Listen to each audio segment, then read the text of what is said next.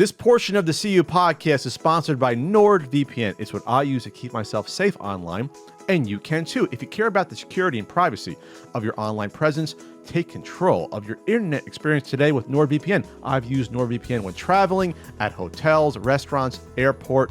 It's fantastic.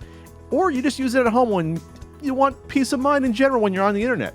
NordVPN secures your internet. All your internet data stays safe behind a wall of next-generation encryption. Strict no-logs policy. They don't track, collect, or share your private data. It's none of their business. VPN servers everywhere. Choose from 5,400 and more servers in 59 countries. Enjoy the internet with no limits or borders. P2P is welcome here. Share large files with no hassle thanks to hundreds of secure P2P servers. And there's worldwide access. Enjoy instant secure access to hundreds of streaming websites worldwide. It works on multiple devices. One account lets you connect up to 6 of them. Secure them all in any combination and use with ease. It's just a click. Using NordVPN is as simple and as intuitive as making your morning coffee. Take control of your internet experience today with NordVPN. Right now, you can get a 2-year plan at a huge discount at nordvpn.com/CU podcast and use code CU podcast to get an additional bonus month free. It's all risk-free with Nord's 30-day money-back guarantee. Again, that's nordvpn.com/CU podcast to take control of your internet again. Ian, we got voicemails. We do. How do you access the voicemails, Ian? Do you know how to do this yet? Anchor.fm/the CU podcast. That's the home for the audio podcast. You viewers on YouTube, you want to listen to us in your car or on your iPod while you're working out, on your iPhone while you're playing Raid Shadow Legends. You can download it as well. And so you can leave us a short voice message. And tell us that you love or hate us. Here's our first one. Hey, Pat. Hey, Ian. This is Josh. Whoa. What's up? Question for the both of you. Pat, what's the craziest game or anything that you found at the flea market? And Ian, same thing for you. What's the rarest game anyone's ever traded into the store? Thanks, guys. Love the podcast. All right, Josh. Rarest game that has been traded into the store. I think I own that, but is that the rarest thing? Yeah.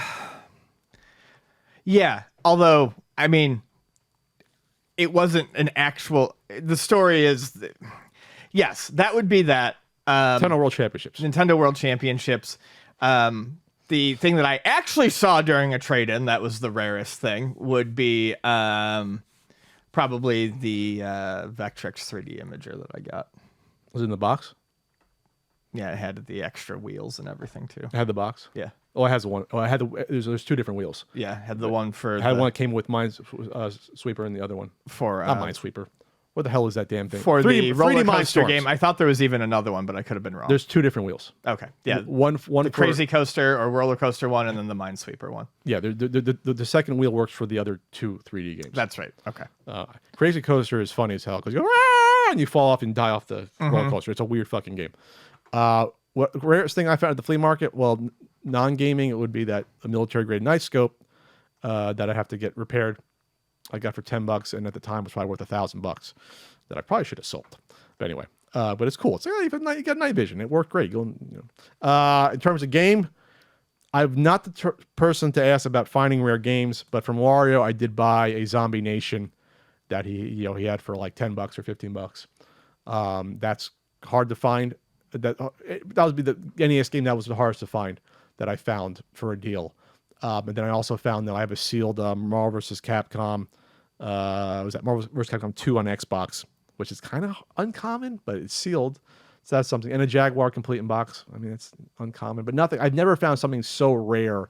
I do have a couple of demo prototype lab copies of a few Atari 2600 games that are probably not one of a kind, but there's probably not a ton of those out there. Those are the rarest things. All right, next. Hey, Pat and Ian, this is Nathan from Portland, Oregon, and I was wondering, what's your favorite console based not on library, but on console design and overall aesthetics? Ian probably has a couple lined up. It went in one. Aesthetics. What consoles do you like just for the aesthetics? Oh, Dreamcast. I love the way the Dreamcast looks. Looks like a weird little futuristic waffle maker. I've always fucking loved the way that system looks. Oh, okay. And I do like the way the PC Engine Duo looks. And the original PC Engine is cute. Although there are lots of designs from NEC that I did not like. I'm not a huge fan of the shuttle PC Engine, which a lot of people That gray thing? People love it, but I'm not a huge fan of it. Why did they do that again? Was that compatible with different CD? I can't remember. And then the super graphics looks like shit. No, that thing looks like a weapon, or that looks like a bomb. It's so weird. It's very, very weird. They went off the rails. The TurboGrafx design is horrible. They should have made it. Yeah, the TurboGrafx. They should have made it like a PC engine. But anyways, this is about the aesthetics that we like. Yes. I love the way. I like Turbo Express. That's a cute little design. The second model, Neo Geo Pocket Color. I love the slim one. Looks great. I think the Vita is a great piece of hardware. I think the Dreamcast looks awesome, and I'll always like the way the GameCube looks. Controversial. I like how the original Sega Genesis. Oh yeah, looks. me too. Yeah, it's a fantastic. And pair system. with the front loading.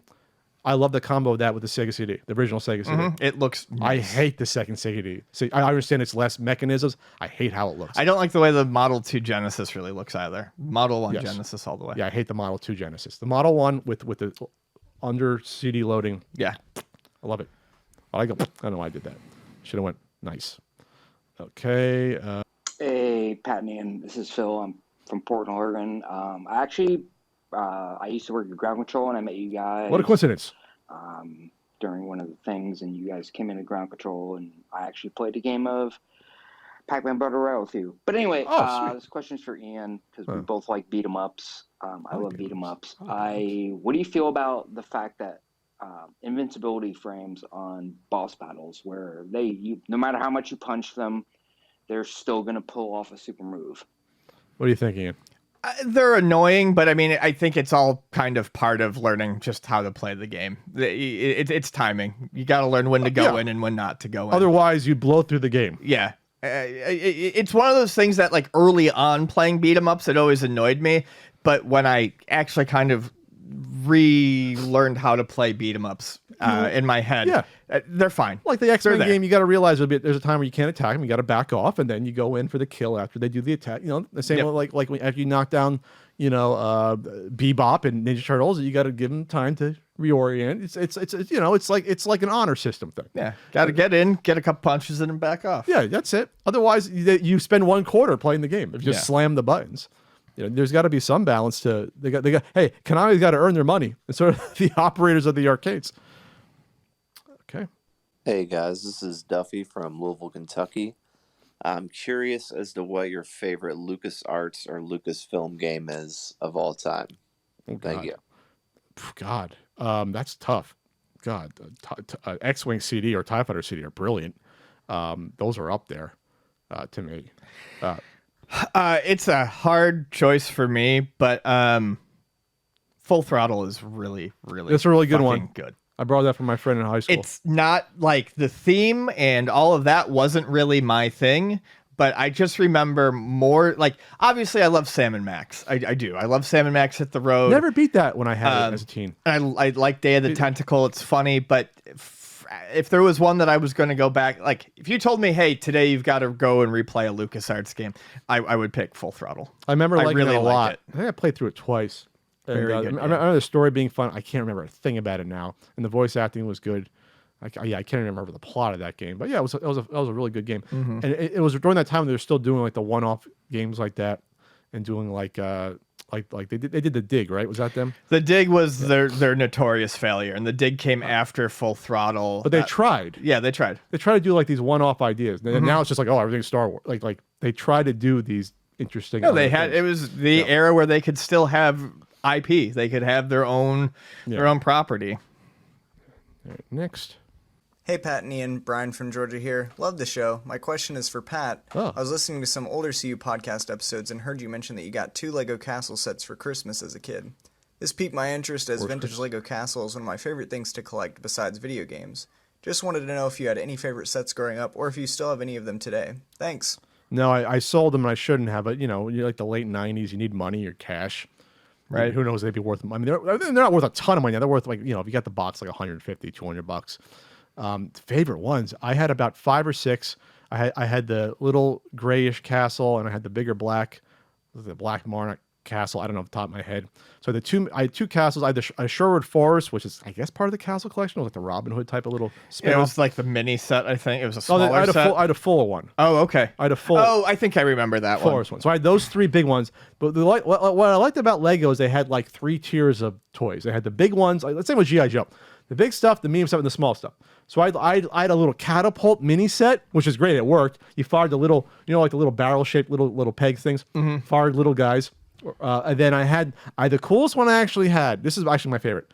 There was a jousting competition set that was so stupid. Oh, I think my brother had that. It had the king and the goblet and the barrel. Even on the cover, to show him getting the drink. Yep. And the princess. And it came with I think a couple of knights.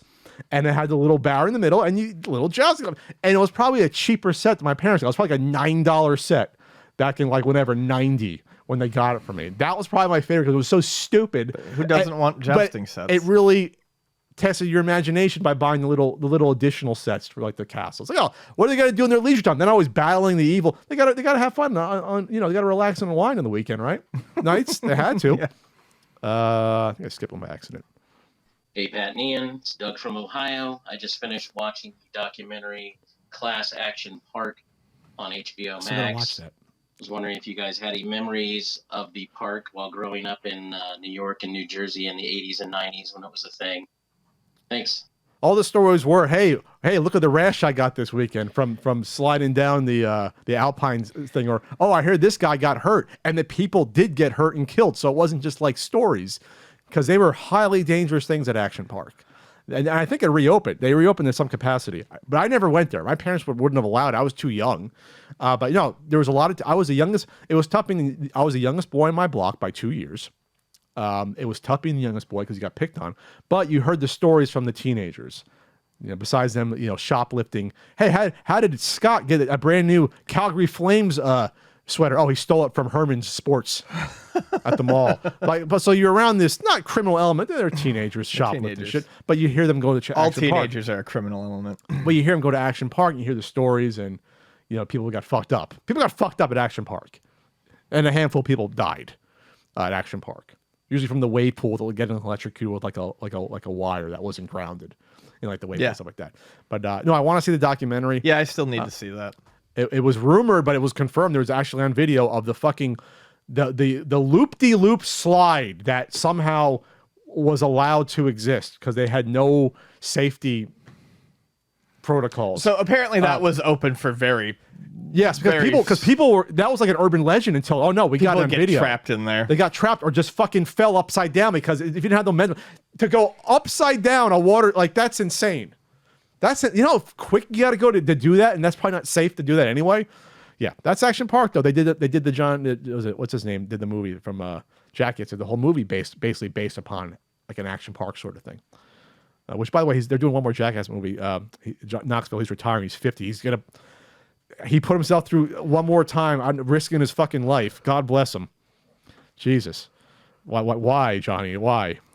For you break a hip. Hey, Pat and Ian. Brent from Wisconsin here.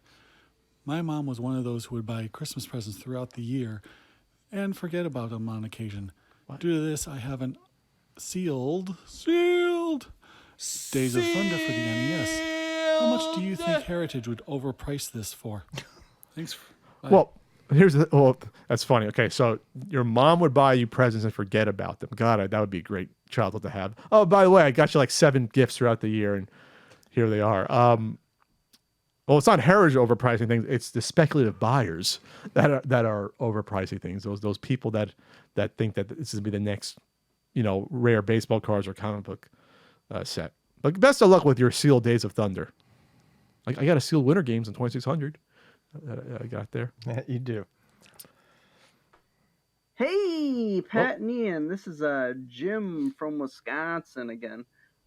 There's a lot of guest characters in Mortal Kombat nowadays. I was just wondering your 2 top picks of characters you would like to see in there.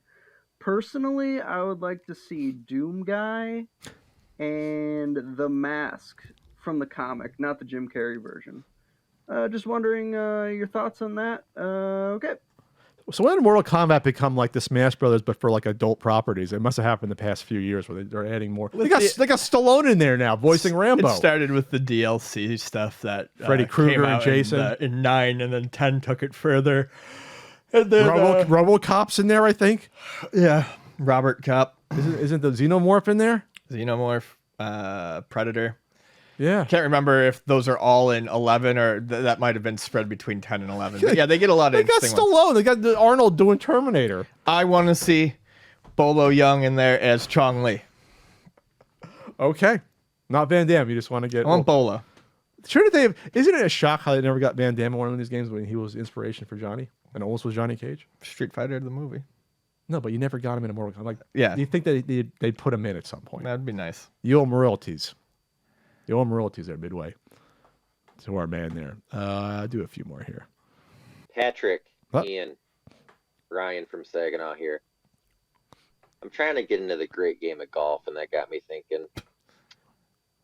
What's the best golf game you've ever played? And why is it Neo Turf Masters? Oh, it's so hard. Thank you. I keep hearing about this game. I got to play it at some point. I like golf games. You never played Neo Turf Masters? No. Okay, Neo Turf Masters. That's not one I play in the arcade. I wouldn't fire that one up for my quarter. Neo Turf Masters in the arcade is amazing. And the Neo Turf Masters on the Pocket system is actually really, really fucking good too. Neo Turf Masters is legitimately at the top of my list for favorite golf games. But I also have to shout out the Hot Shots Golf series. I've always loved. Oh, I heard that. Particularly 4 and the one that they put on the Vita World Invitational. I played the shit out of it.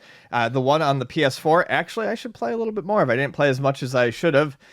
With Mario Golf coming out this month, I might have missed my opportunity on that. But how dare you? As much as I like the Mario Golf games as well, the Game Boy Advance and Game Boy Color ones are good. I do think I would say Neo Turf Masters and pick your favorite Hot Shots, but I really like the Hot Shots series. Lee Trevino's Fighting Golf. No, I'm trying to think of my favorite golf game. I remember I playing one of the earlier EA ones in the mid-90s on the PC, and it was really fun and good. I remember getting it down so well that one of the old Lynx games, maybe, or something like that. Whatever EA was doing, like 95. I think that would have been PG. They did the PGA World Tour stuff. But I remember having a blast playing that. And I was so good in the timing at that point. On the computer, you're using a mouse click. And the graphics were... I always liked playing those games because the graphics were kind of nice, too. Well, they were like... obviously not... You're talking like mid-90s. They were like still sprite-based, but like 3D. It was like an earlier 3D. I always liked looking at them. Yeah, it was cool. You had to fly over and stuff. Mm-hmm. Hey guys, Alan from California again. 2 questions, hope it won't take too long. But I've been rewatching the video game years, and one of my favorite segments is Ian's top pinball machines of each year. So that led me to wonder, what are your top 5 pins? And my second question, hope it's not too personal, what brought you guys out to California? Thanks. Well, I think we answered that before. I wanted a fresh start in San Diego, and I wanted to do screenwriting in particular, be closer to LA. Obviously, I never became a screenwriter, but I wrote a lot of stuff while out here, and that's why I came out here. I just needed a change of pace, and the lady that I was dating at the time had moved out here, and I said, well, I mean, I went months later. She had been out here for a couple of years, but we got into a relationship through her visiting home, and it just seemed like a good... I needed that spark, that catalyst. It wasn't like... Yeah, I needed a spark. You know, even at that age, it wasn't like I wasn't chasing this lady because I thought she was going to be who I was with forever. But I was like, I enjoy where we were at the time. And I was like, fuck it, let's just go. At some point, you got to stop planning and you just have to say, I'm doing it, and get up and do it. Yeah. And it's terrifying, especially with a big move like that, but you got to do it. So yeah, it's wasn't a fun time. A lot of moving parts, especially with the job I had at the time and packing up the fucking game collection. And moving cross country sucks for a lot of reasons, but I mean, it's worth it in the end. I mean, God, they lost one box of mine, an important box of movers, and they were like these shifty fucking Hoboken moving company, but they were like $1,000 less than the other moving company, like the professional ones you see on like commercials.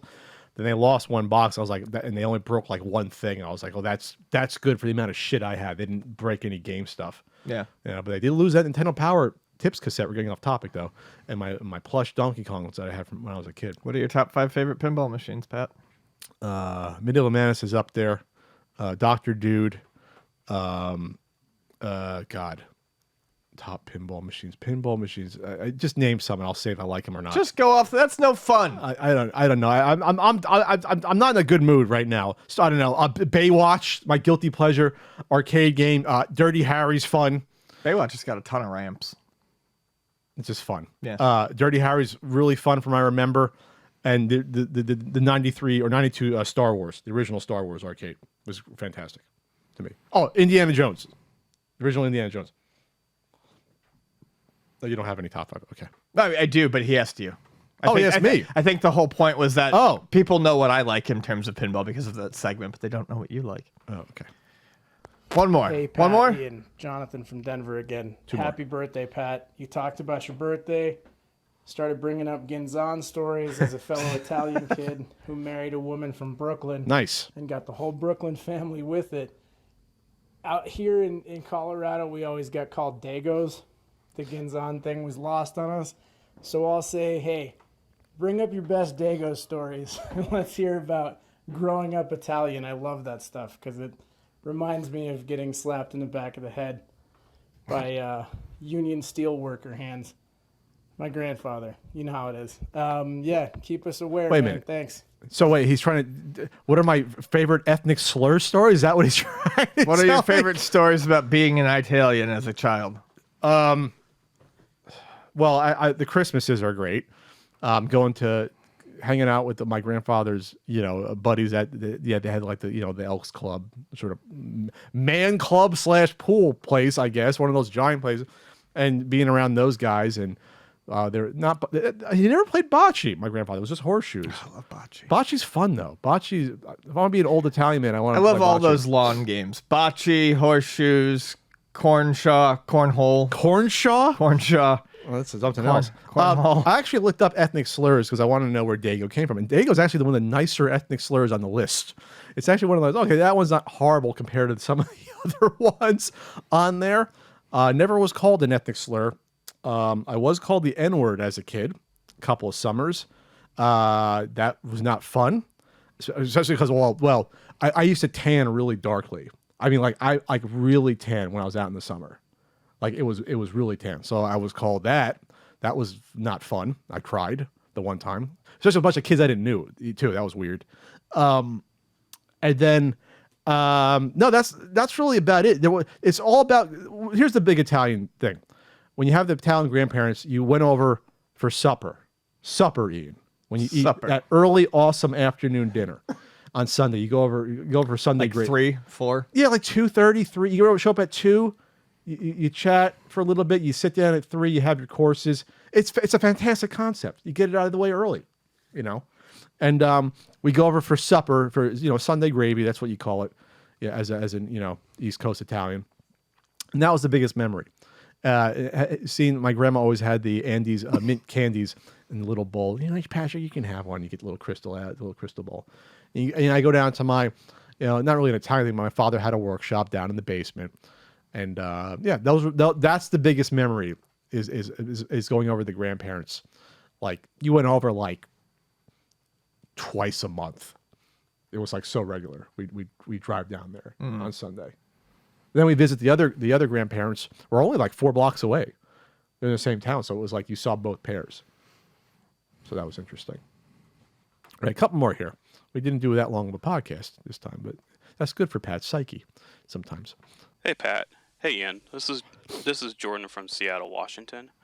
My question for you is, what popular movie or TV franchise were you surprised that never made an appearance on the original Nintendo, Super Nintendo, Sega Genesis, whatever, either 8 or 16-bit console? My example is Highlander. I'm surprised that it never made it onto the NES in the 80s. Any thoughts? Well, it should have made it on the Super Nintendo. That's what's so shocking. And I brought this up before. I think I mentioned it in a certain Super Nintendo guidebook. How the hell did we get a Time Tracks game and not a Highlander, the series game? I don't understand that. Time Tracks was on for 2 seasons. Highlander, the series, was on for 6. It was a much more popular show in terms of syndication.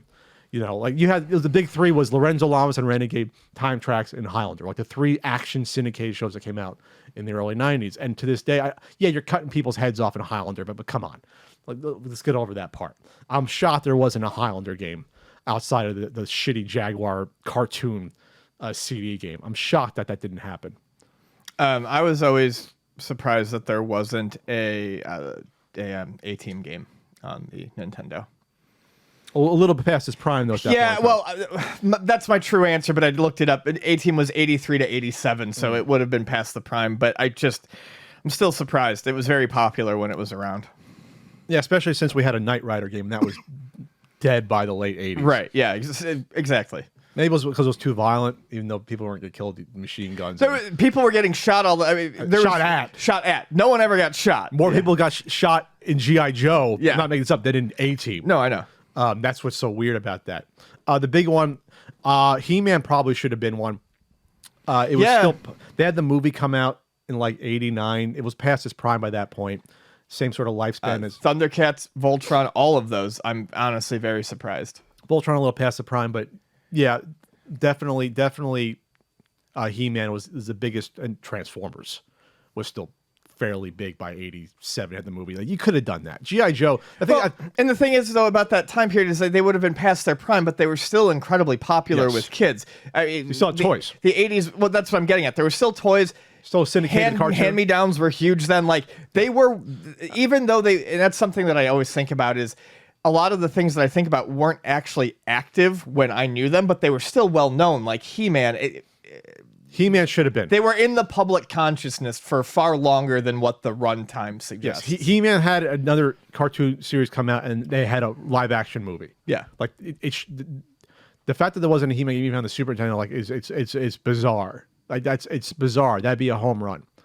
You know. Okay, we'll do one more here. Well, hey there, Ian and Pat. I just wanted to know, do you guys cook with charcoal or propane? I hope you say propane, but no bad blood if you say charcoal, or if you grill at all, and if you prefer any other flavor over the other. Thanks for listening. Thanks, Hank. No, I have not cooked with propane. I hear it's clean. It's clean. That's the good thing about propane. That made me happy. Good for the environment. No propane for you, Ian? I love King of the Hill. It is propane at our apartment complex. We have a communal grill. And a communal grill? There's okay, a communal like the grill. ones you see at the park that we're discussing? You had to like scrape off? It's a gas grill, and there's a line that runs from like the wall. So there's a legit gas hookup directly to it. There's no like replacement of canisters, and people are pretty good about sharing it. They're negotiating a King of the Hill revival. I think you can get some mileage out of that. I think modern things day are King of the fucking Hill weird would be, enough that you can mine a lot of topics. You know, see how some characters evolved in the past. I'm gonna go home. I'm gonna take a nap. I'm gonna watch some King of the Hill tonight. Is it on Hulu? What is it on? It's on Hulu. Yeah. On Hulu. All right. I think I stole someone's Hulu. I think I got that ready to go there. No, yeah. King of the Hill was brilliant. Very sensible. Very, very character-oriented comedy. Real people, not Family Guy fucking bullshit. Real fucking people. That's what I liked about King of the Hill, is that everyone seemed very real. Yeah, they're real characters. The mom's hysterical. She taught Spanish, but it had like she had no accent or dialect at all. She did it like like white bread Spanish. I love that sort of stuff. Who doesn't love Bobby? I can't do the voice. I used to be able to probably. Yeah, I think I'd be into a revival.